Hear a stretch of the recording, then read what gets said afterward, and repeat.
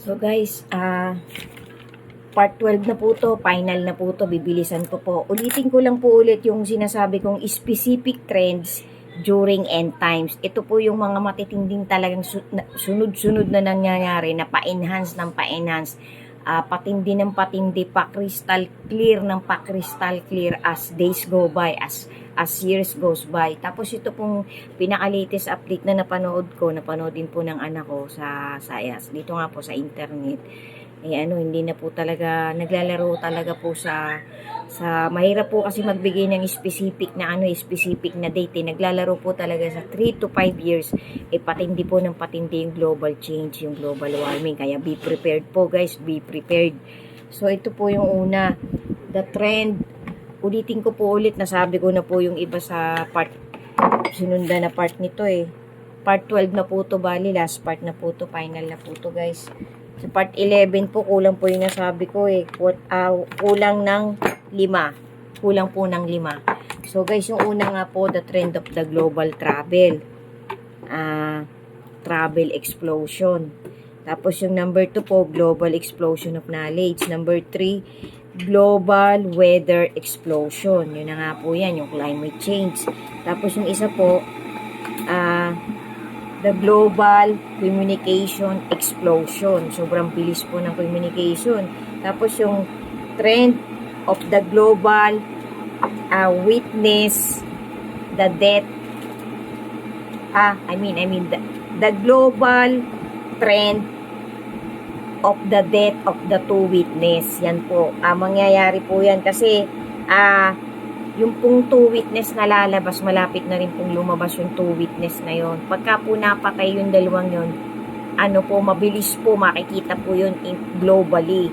Tapos, ang pagkaka-explain po nitong documentary na to, dun po yata mangyayari yung pahihintuin ng Panginoon ng lahat-lahat. Parang mawawala po lahat yung pong pinaka ginagamit nating lahat, yung electricity, yung technology, magsha-shutdown po yun kapag po namatay yung dalawang witness na yun. Well, anyway, hindi po natin lahat alam yan. May specific time po na pipiliin ng Panginoon kung kailan mangyayari yun. Pero sabi po nung lumalabas ng mga documentary, malapit na pong lumabas yun, malapit na pong mangyari yun. So, be prepared po tayo guys, maging ready po tayo talaga. Tapos yung number number 5, global pandemics. Yung po, dadami po yung mga lethal illnesses. Tapos ito po, the trends of the global digital money. Yan na nga po, yung biometrics na lang ang gagamitin. Recognition na lang po ng face, ng kamay, na po. Parang wala na pong parang iba na po talagang digital money na. Hindi na po maaano yung bills natin. Magkakaroon po ng global explosion ng about biometrics, yung nga po digital money. Tapos ito po yung number 7, the trend of the global weapons. Ang sabi po nung documentary na to, napakarami pong iniimbento ngayon ng mga neutron bombs, weapons of mass destruction. Kasi nga po magkakaroon pa po ng mga ng mga gera-gera, kaya maging prepared po tayo talaga guys. Yan po yung umpisa talaga ng kahirapan. Yan po yung umpisa na na isinisignify nung 4 na kabayo. Yung pagkawala ng kapayapaan, kamatayan, tapos gera, tapos taghirap, taggutom. Yan po yung isinisignify ng 4 na kabayo na yan. Na patuloy-tuloy pong nangyayari. Tapos ito pa po, yung number 8, the trend of the global peace, prosperity, and materialism. Tapos ito po ilalagay ko na lang po dito yung mga yung binanggit na na mga vital na verses ng nasa love letter ng ating Panginoon na nagpapatunay po dito sa sunod-sunod na mangyayari na to. Number 8 po yung the trend of the global peace and prosperity and materialism. So, ayun na po yan. Yun nga po ang mga tao naligaw na talaga. Bumaling na talaga sa likuran ng materialism na pinalalaganap ng kalaban ng ating Creator. Tapos number 9 po, the trend of the global hatred for Israel. So, ayan po yung itinatanim ng kalaban ng Israel. Yan nga pong mga Syria, Iran, Iraq, Russia, yan po, ang gera po na yan, nakaabang din po, malalakas na bansa po yan.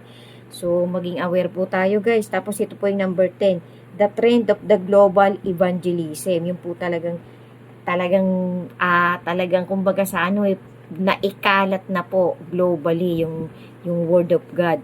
Ayan na po, papasok na po dyan yung Great Tribulation pagkatapos ng 10 palatandaan na yan. So guys, ayan po yung pinaka-importante, yan po yung pinaka-vital. Tapos sabi pa po nitong pinaka-POV nitong pastor na to, ang kailangan po talagang gawin ng isang Kristiyano to love our Lord Jesus more than anything else in this world. Para po mapasama tayo dun sa talagang mapipili, dun sa talagang machuchosen. So nandito po yung mga importanteng verses na ibinigay niya. Ilalagay ko na lang po dito guys, pasadahan po ninyo. Vital po tong mga to. Kaya po to inilagay ng pastor na to kasi ito na po yung trending ngayon nandito na po tayo sa gitna nito. Nandito na po tayo. Ang pinaka-importante po dyan yung magkaroon talaga tayo ng mahigpit na kapit ng motivation natin talagang nakatutok tayo, ang isip, ang puso, ang salita natin ay nakatutok na po sa motivation, sa trajectory na papunta talaga sa mag-ama, sa ating God the Father at sa kanyang bugtong na anak. Abangan po natin yung snatching na mangyayari, malapit na po yan. Guys, thank you so much po. Sana po ipasadahan nyo yung mga ilalagay ko ditong verses na napaka-vital po. Madalas-dalas po nating yan, basahin kasi sa takbo po ng mga pangyayari ngayon globally ay napakabilis na po ng oras. Tapos hindi po natin masasabi guys kasi patay ka man o buhay, mangyayari po itong mga to. Tapos wala pong nakakasigurado na tayo talaga lahat machuchose.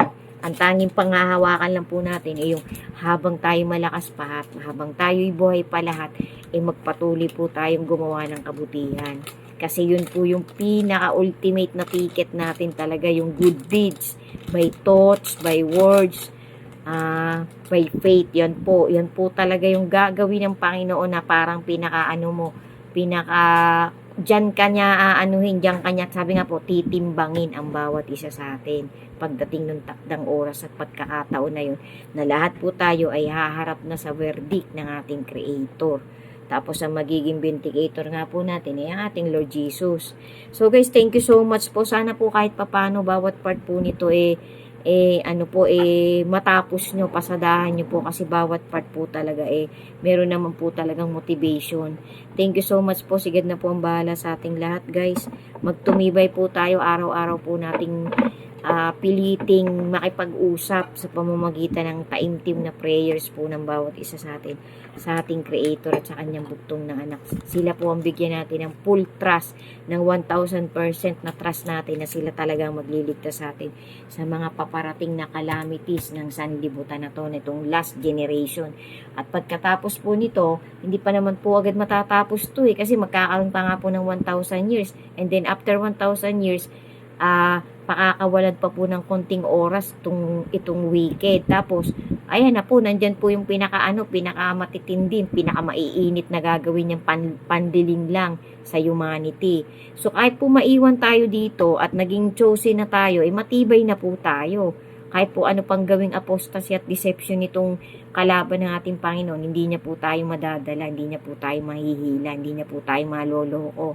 Kasi nga po, pinatatag na tayo ng ating Creator sa pamamagitan ng faith at trust natin sa Kanya, sa pamamagitan ng Kanyang bugtong na anak. Thank you so much po guys sa pagtatapos ng content ko na to. To God be the glory po. God bless us all po. Pray a lot po. And God bless us all po. And to God be the glory po talaga. Maraming salamat po sa lahat ng magtatapos ng bagong content ko na to. Mula part 1 hanggang dito po sa final part. Part 12 na po to. Amen. God bless us all po and to God be the glory po ulit. Thank you po for watching all my contents. Amen.